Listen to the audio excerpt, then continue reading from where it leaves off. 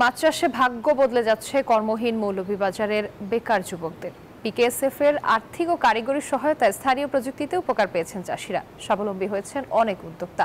বছরে আয় লাখ লাখ টাকা। খামারিদের সব ধরনের সহযোগিতা করা হচ্ছে বলে জানিয়েছে কৃষি বিভাগ। শেখ সিরাজুল ইসলাম সিরাজের তথ্যচিত্রের ডেস্ক রিপোর্ট। সেনাবাহিনীর অবসরপ্রাপ্ত সদস্য আব্দুর রব মৌলভীবাজার জেলার কমলগঞ্জ উপজেলার মঙ্গলপুর এলাকায় মাছের পোনা চাষে অন্যতম পথ প্রদর্শক তিনি। মাছের পোনা চাষ করে ব্যাপক সাফল্য পেয়েছেন এই উদ্যোক্তা। তবে দীর্ঘদিন পানির অভাবে পুকুরগুলোতে 6 মাসের অধিক মাছ চাষ করা যেত না। পরে খরাপ্রবণ মৎস্য খামার যান্ত্রিকীকরণের সহায়ক সেচ ব্যবস্থা প্রবর্তন বিষয়ক প্রদর্শনী বাস্তবায়ন হওয়ায় এখন অনেক চাষি ও খামারি উপকৃত হয়েছেন।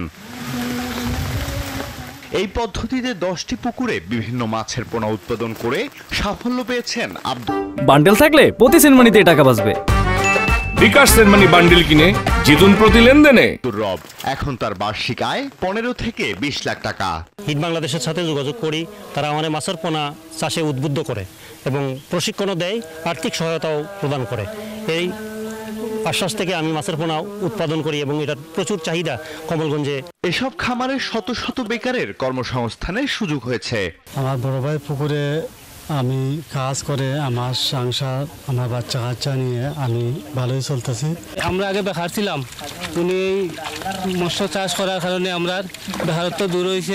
চাষিদের প্রযুক্তিগত সহায়তা সহ সব ধরনের সহায়তা দেয়া হচ্ছে বলে জানিয়েছে কৃষি বিভাগ। খরাপ্রবণ এলাকায় মানে পানির ব্যবস্থা করে সারা বছর মাছ চাষ করা এবং একই প্রযুক্তি ব্যবহার করে যেটা পুকুরে অক্সিজেন সরবরাহ করার কাজে ব্যবহার করা হচ্ছে। মাছের পোনা চাষে বেকারত্ব দূরীকরণ ও চাষিদের ভাগ্য উন্নয়নের পাশাপাশি দেশের অর্থনীতিতে ভূমিকা রাখবে আশা উদ্যোক্তাদের। Desk report, news 24।